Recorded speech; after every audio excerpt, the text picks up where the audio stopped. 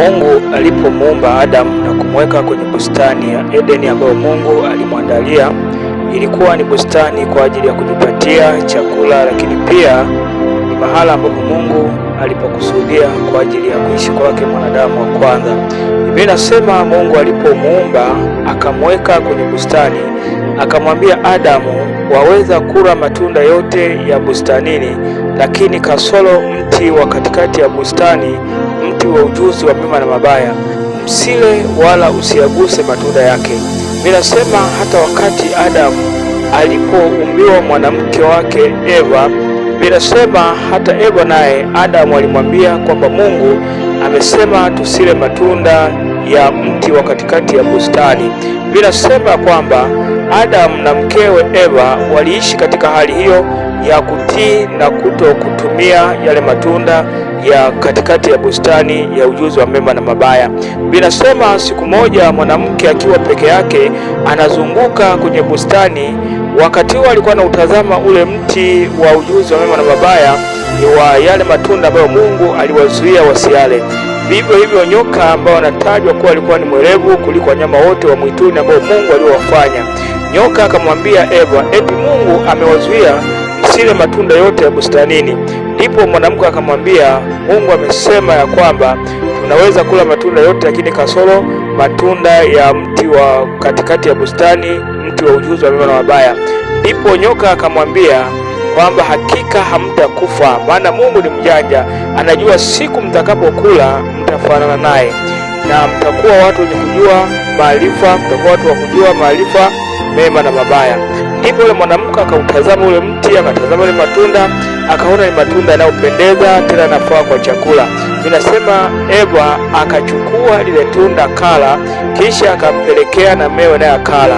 Biblia inasema hivyo hivyo wakafumbuliwa macho yao, utukufu wa Mungu ukayeyuka juu yao.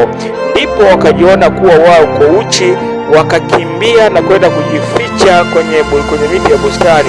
Binasema wakajishonea majani ili wapate kujistiri.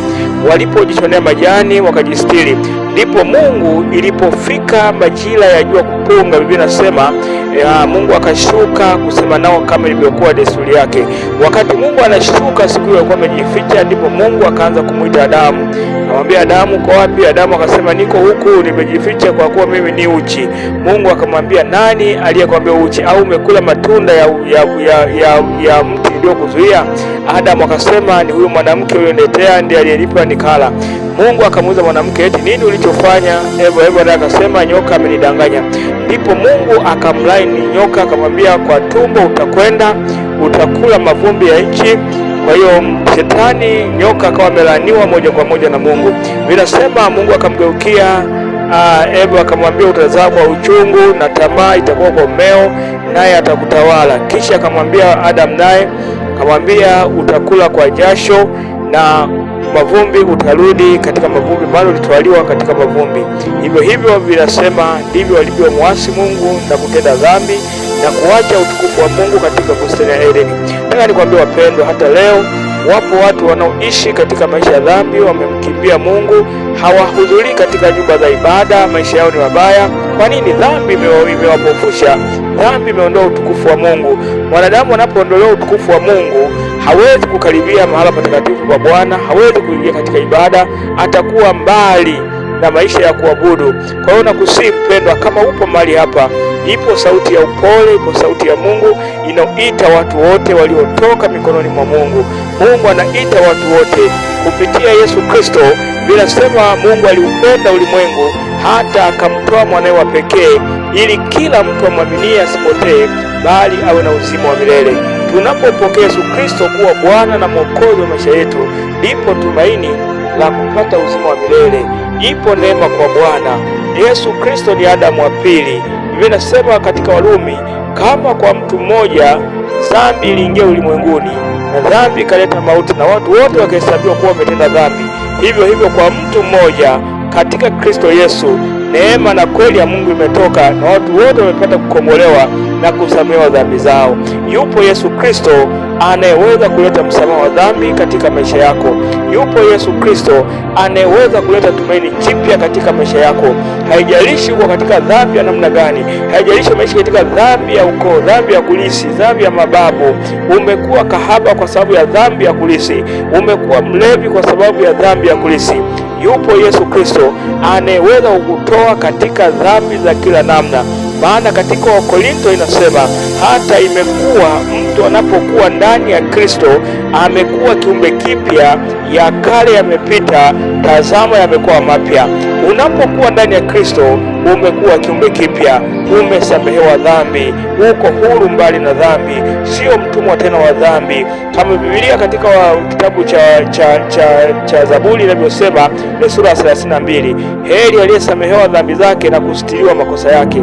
Unaposamehewa dhambi unaingia katika heri, kwenye tumaini la kumungoja Bwana hata Kristo atakapokuja.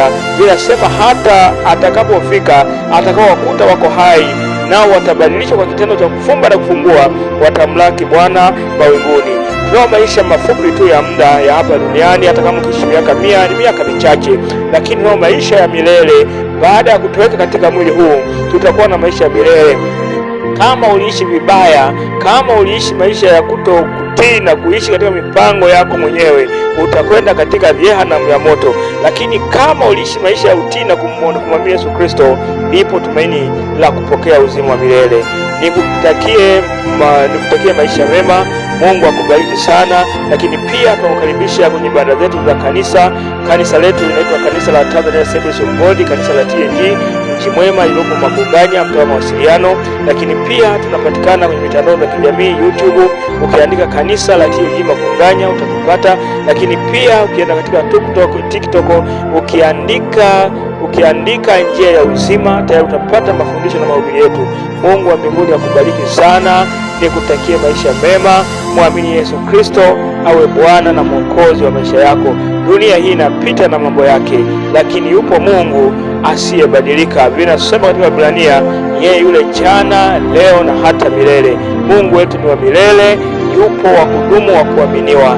Muamini Yesu Kristo, utaiona mbingu mpya na nchi mpya iliyoumbwa kwa ajili ya wanadamu. Mungu wa mbinguni akubariki sana.